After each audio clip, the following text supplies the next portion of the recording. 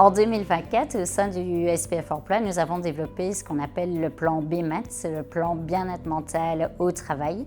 C'est donc un plan fédéral qui est à l'initiative de 4 ministres fédéraux qui ont vraiment pris conscience de l'importance de se préoccuper des questions de santé mentale et du travail.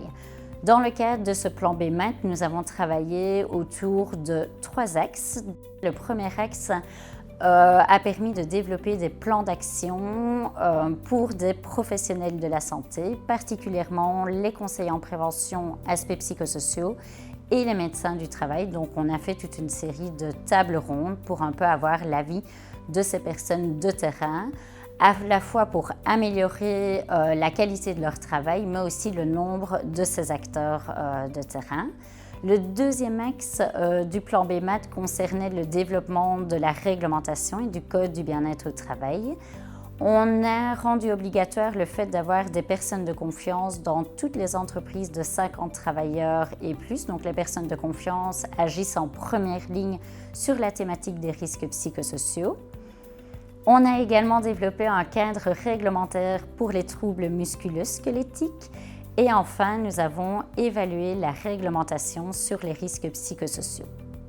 Le troisième axe du plan BMAT concernait le développement d'outils. Donc l'outil principal pour la réglementation risques psychosociaux, c'est l'analyse des risques. On a développé un premier questionnaire d'analyse des risques. Donc c'est un questionnaire d'une centaine d'items pour évaluer les risques psychosociaux au sein des entreprises. Et un deuxième outil qui s'appelle OIRA, qui est un outil qui s'adresse spécifiquement aux petites et moyennes entreprises pour leur permettre d'évaluer les risques psychosociaux, mais également de les outiller pour prendre des mesures de prévention et pouvoir favoriser, gérer les risques psychosociaux en interne.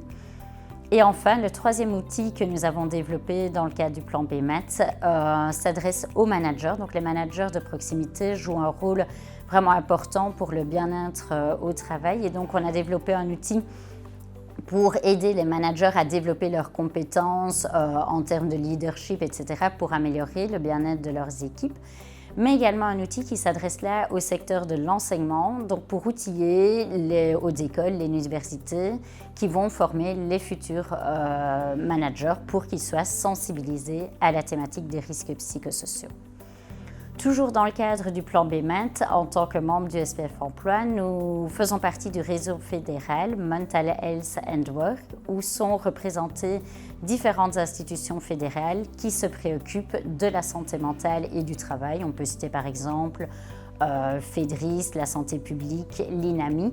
Et donc là, on se met vraiment autour de la table une fois par mois où on échange de l'information, on va prévoir une journée d'études et on coordonne nos initiatives pour tout ce qui concerne la santé mentale et le travail, que ce soit avant, pendant ou après la maladie. Toujours dans le cadre du plan BMAT, nous avons créé des campagnes de sensibilisation pour mieux informer le grand public, mais également les spécialistes du bien-être sur tout ce qu'on fait en la matière. Vous pouvez retrouver toutes les informations sur le site se-sentir-bien-au-travail.be, mais aussi sur nos sites www.bessuic.be.